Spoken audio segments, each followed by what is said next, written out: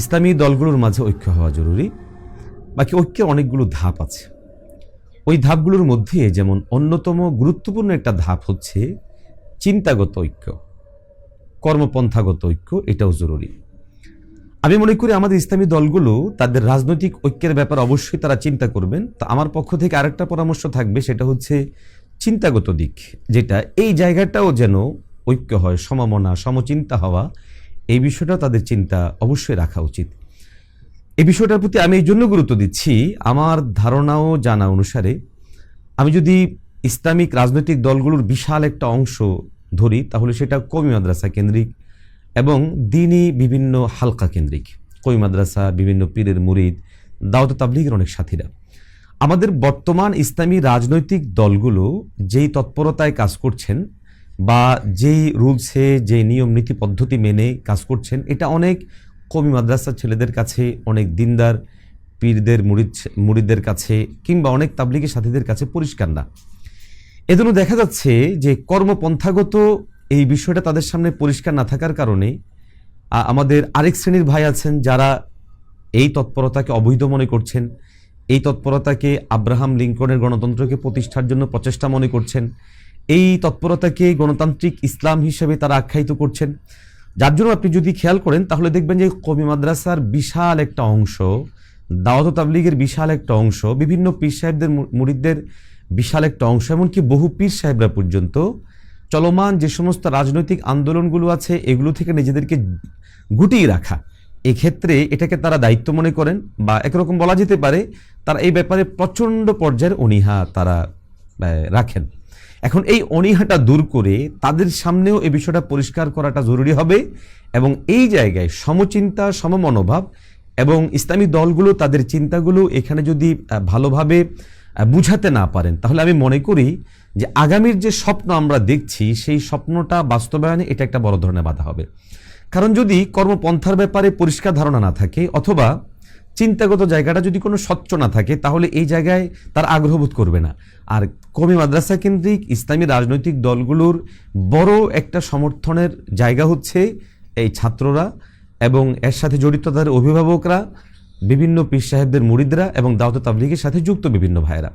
অতএব আমি মনে করি যে আমাদের যে ঐক্যের প্রথম যে বিষয় সেটা হচ্ছে চিন্তার ঐক্য এবং কাজের ঐক্য, এবং এই উভয়টা জিনিস বাস্তবায়নের জন্য যে জিনিসটা জরুরি সেটা হচ্ছে বিভিন্ন রাজনৈতিক দলগুলো বিভিন্ন টকশোর মাধ্যমে, বিভিন্ন অনুষ্ঠানের মাধ্যমে, বিভিন্ন দাওয়াতি প্রোগ্রামের মাধ্যমে মূলত এই জিনিসটা বোঝানোর চেষ্টা করা, এবং ছাত্রদের মাথা থেকে, দাওয়াত তাবলীগী সাথীদের মাথা থেকে এবং বিভিন্ন পীরের মুরিদ যারা আছেন তাদের মাথা থেকে এই বিষয়টা পরিষ্কারভাবে ঝেড়ে ফেলা যে এখানে আদৌ আসলে গণতন্ত্র প্রতিষ্ঠার জন্য কিংবা গণতান্ত্রিক ইসলাম নামে যেটাকে রূপায়িত করা হচ্ছে, এই ধরনের কোনো বিষয় এখানে বাস্তবায়নের করার জন্য কোনো তৎপরতা চালানো হচ্ছে কিনা।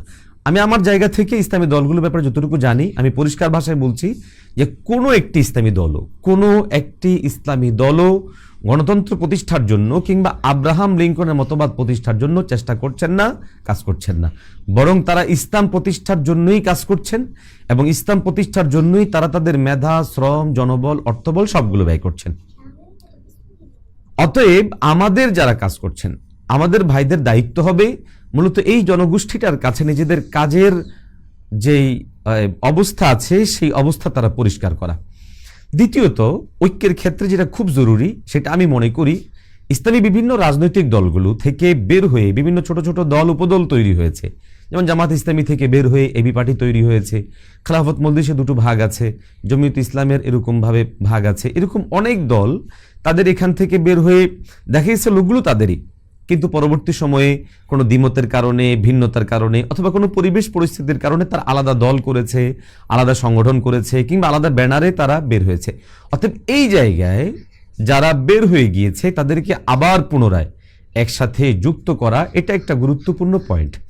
আরেকটা জিনিস যেটা দলগুলো অভ্যন্তরে জরুরি, সেটা আমরা তৃণমূল থেকে লক্ষ্য করেছি, সেটা হলো দলগুলো দায়িত্বশীলদের মধ্যে অনেক পুরনো দায়িত্বশীলরা দেখা যাচ্ছে যে নবীন যারা এসেছে তাদের সাথে পুরনোদের একটা বড় ধরনের প্রতিযোগিতা, প্রতিহিংসা কিংবা দ্বিমত, ভিন্নতা, বিরোধ আমরা লক্ষ্য করি। অতএব আমরা মনে করি যে এই জায়গাটায় দলগুলো যদি তাদের টেকসই ভাবে চায় যে আমাদের এখানে ঐক্য হোক, তাহলে এই জায়গাটা জরুরি হবে যে তারা তাদের পুরনো যে সমস্ত দায়িত্বশীলরা আছে ওই দায়িত্বশীলদেরকে কাছে টানা, তাদের বিভিন্ন যদি ভুল ত্রুটিও থাকে সেগুলো সংশোধনের মাধ্যমে তাদেরকে কাছাকাছি আনা। পরবর্তী স্টেপ যেটা হবে সেটা হচ্ছে ইসলামী রাজনৈতিক দলগুলো, ইসলাম পছন্দ করে এই ধরনের রাজনৈতিক দলগুলো তাদের রাজনৈতিক যে টার্গেট এটাকে বাস্তবায়নের জন্য নির্বাচনকে কেন্দ্র করে অথবা সাময়িক যে সমস্ত পরিবেশ পরিস্থিতিগুলো আছে ওটাকে কেন্দ্র করে তারা একটা ঐক্য করতে পারেন। এবং এই ঐক্যটা সমস্ত দলগুলো ভেঙে যে এক হতে হবে সেটা জরুরি না, বরং এই সমস্ত জায়গাগুলো প্রত্যেকটা দল তাদের আপন জায়গাতেই থাকলো, সিট ভিত্তিক একটা সমঝোতা হতে পারে, এরিয়া ভিত্তিক একটা সমঝোতা হতে পারে, এবং এই যে গভর্নিং বডি এটা তৈরি হতে পারে যে সর্বদলীয় সবাই থাকবেন, এখানে একটা গভর্নিং বডি থাকবে, এখানে কোনো নেতৃত্ব, কোনো পদ পদবি ইত্যাদির বিষয় থাকবে না। এভাবে যদি রূপায়ণ করা যায়, আমি মনে করি এই দেশের জন্য ইসলামী শক্তিগুলো আগামীর একটা সম্ভাবনা তৈরি করতে পারে।